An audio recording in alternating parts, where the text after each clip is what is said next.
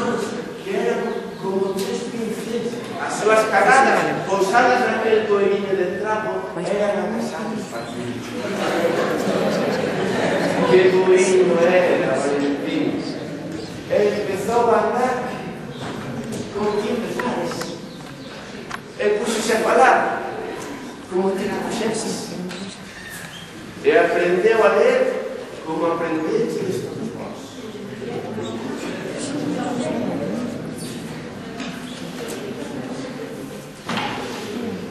Intentei sacarle máis información a señora Matilde de como era Valentín de neno e non fun capaz. Me dixo que non recordaba nada máis e que non era capaz de decirme nada máis, que non recordaba. Logo entereime de que non recordaba nada máis porque a señora Matilde, a nai de Valentín, morreu cando Valentín tiña só 8 anos. Entón, para seguir indagando un pouco na infancia de Valentín, decidí falar co seu marido, o pai de Valentín, o señor Francisco. E o señor Francisco díxome que cando morreu a súa dona, que era a nai de Valentín, Valentín medrou nun ambiente moi católico, de ir seguido a misa, rodeado, influído polas mulleres que había alrededor, que eran as dúas irmáns, que vos dixen antes, dixemos dúas, non contestaron. Dixemos tres, pero unha delas morreu moi nova. Entón quedan de dúas. E a súa tía, que lle ensinou a ler xa, que vivía ao lado da súa casa. Incluso unha delas intentou que fose curar. Pero Valentín era moi valente, resistirse non quixo, e Valentín non foi curar.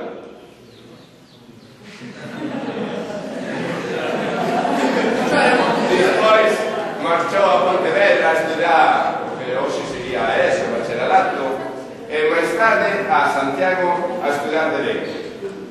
E aquí seu pai me dixo: é mellor que fales co seu tío, Xoán Bautista, poeta e xornalista, que influiu moito máis en el que a min. Ademais, entre outras cousas, el presentou a Castelao. Fixenlle caso e puxeme en contacto con Xoán Bautista, poeta e xornalista, tío de Valentín. Xoán Bautista, poeta e xornalista.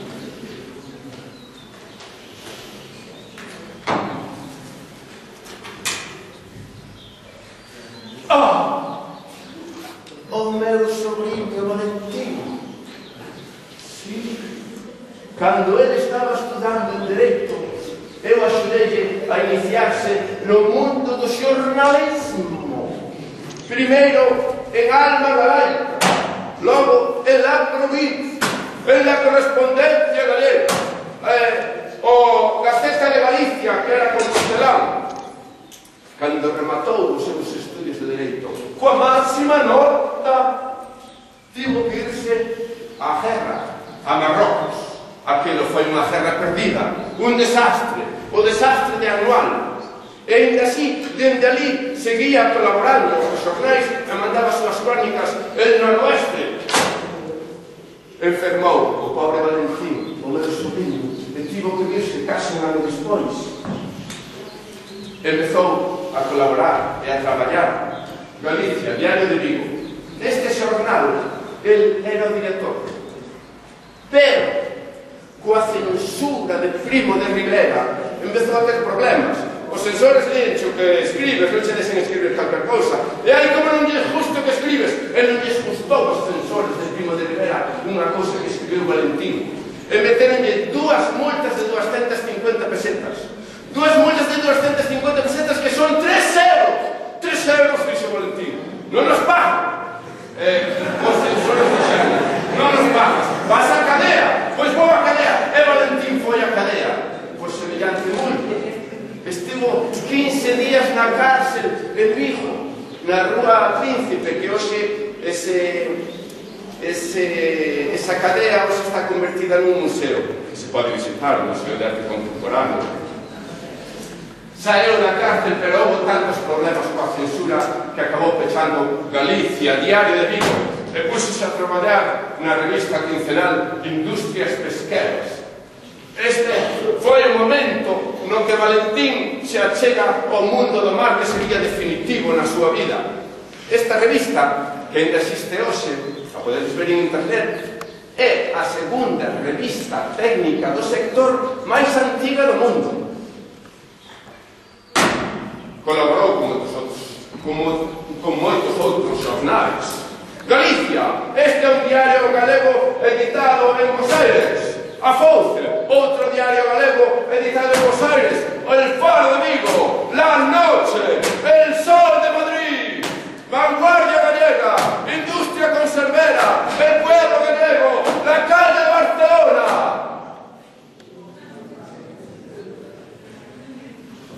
Vim por aí que fun eu o que lle presentou a Castelao.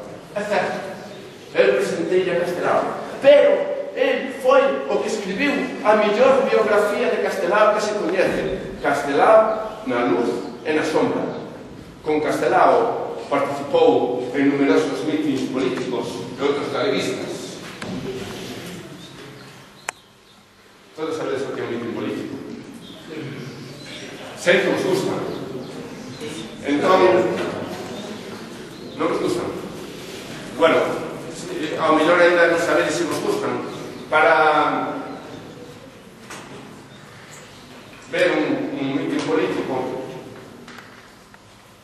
traxe unha grabación de un mítin que dou Valentín Paz Andrade con Castelao e outros galeguistas, e vou a poñer.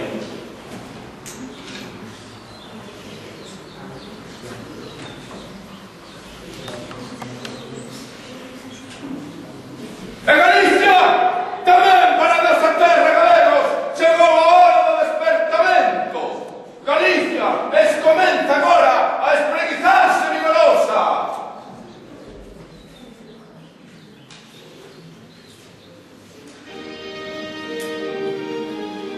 Castelao aquí presente, os outros galeguistas que nos acompañan, e máis eu, vimos a construir unha nova Galicia. Unha Galicia que sexa como espello da súa propia esencia étnica. Unha Galicia autónoma, señora de si mesma, que sexa oficialmente o que ela é naturalmente.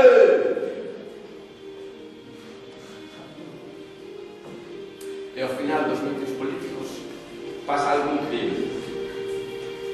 A xente aplaude.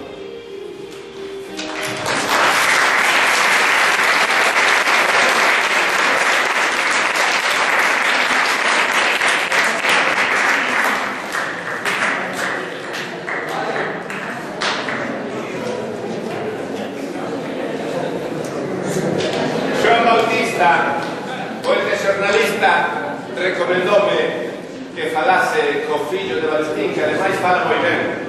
Díxome así, fala co fillo de Valentín, home, que ademais seguro que lle gusta falar del, porque fala moi ben. Cando me dixo que fala moi ben, xa me entrou algo de pánico, porque eu que a xente que fala moi ben a veces non me dou entendido. Pero, bueno, aconsellado por Xoán Bautista, decidín chamar ao seu fillo Alfonso.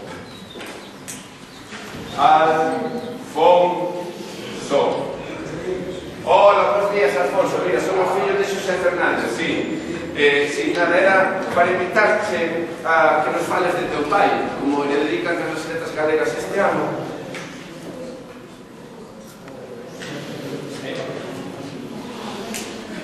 A honrosa invitación.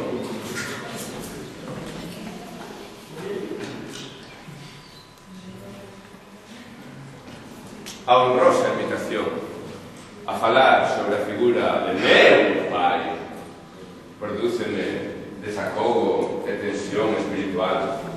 Comezarei admitindo que asumo o compromiso con medo, sen saber moi ben como é de resolver o desafío, dende a miña condición de fillo, que recoñezo o puide facer mellor, dende a inquebrantable militancia na amizade e a mutua complicidade que foi sempre de firme resalfega, ou se polo contrario teria que me centrar máis en descubrir a figura de meu pai. Tendes que ter en conta que as miñas palabras non poden ser frías nin desapaixonadas, mas pretenden ser xustas e verdadeiras, sen que a devoción do fillo as debulle. Alguén poderá dubidar sobre as verdadeiras saídas dos meus feitos, porque he sido eu, cómplice incondicional na na súa vida. Non vou ser eu, quen caia na gabanza improcedente de interpretar a figura de meu pai. Alfonso, mira, é que eu que quería era que me falas de teu pai. Meu pai. Púxome a min o nome de Alfonso na honra do seu amigo Castelao, que se chama Alfonso, como a min. Decidí chamar a outra persoa.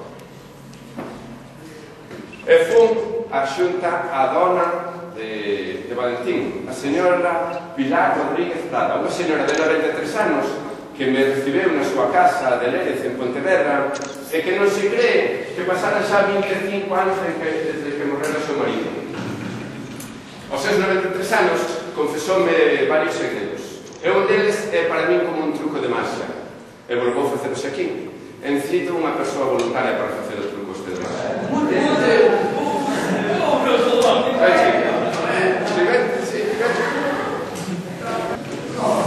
Bueno, como te chamas? Carla. É bastante valiente, Carla, xa o vivo ao principio. Carla, se necesito para que fagamos o truco, non nos pasa nada, nin a ti nin a mí, simplemente vamos a facer o truco que me enseñou a mí a señora Matilde. Vale? Estás tranquila, non? Hai veces que non pasa nada. Dices que sí.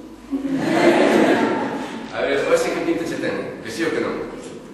Bueno, pois pode pasar, depende de ti.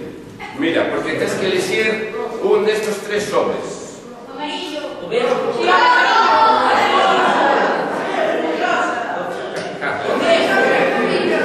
Carla,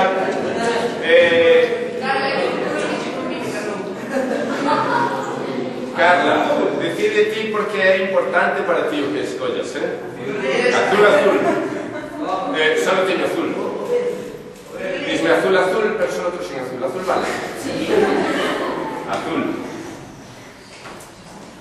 Antes de ver o que hai dentro do sobre que escollestes, vou facer unha pregunta. Carla, tes mozo? Non mo digas! Non ves que son desconocido? Ou tes moza? Non mo digas! Que máis me dá a mí? E máis non me importa o que...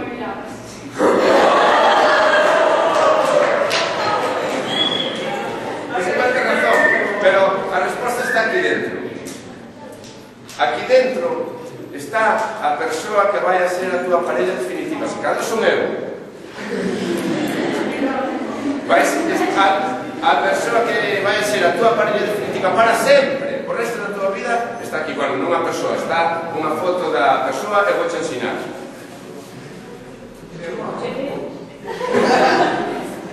Por eso te dixen que é importante escoller eso menos solo. Gusto. Bueno, vos queredes verlo? Sí.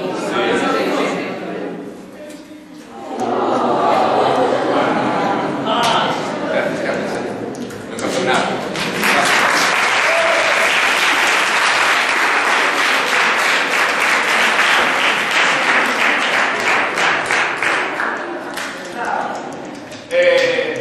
¿Por qué vos hago este truco tan increíble? Este truco tan increíble lo fago porque cando Valentín Paz Andrade tiña a edade de casa e a edade de todos vos, cando Valentín Paz Andrade tiña a vosa idade, aquí va a ser a súa parella definitiva, Pilar Rodríguez Prada, non é que fose un bebé, é que ainda non nacera. Valentín Paz Andrade leváballe a súa dona máis de 20 anos. Eu lle dixen a Pilar, como conseguiu conquistala Valentín con tanta diferencia de idade? E me dixo ela, con os métodos da época, que non fallaban, cunha caixa de bombóns e unha carta na que poñía cousas maravillosas. Tanto lle gustou que se casaron e foron de lúa de mel ao mesmo lugar a donde Valentín fora a guerra, a Marrocos.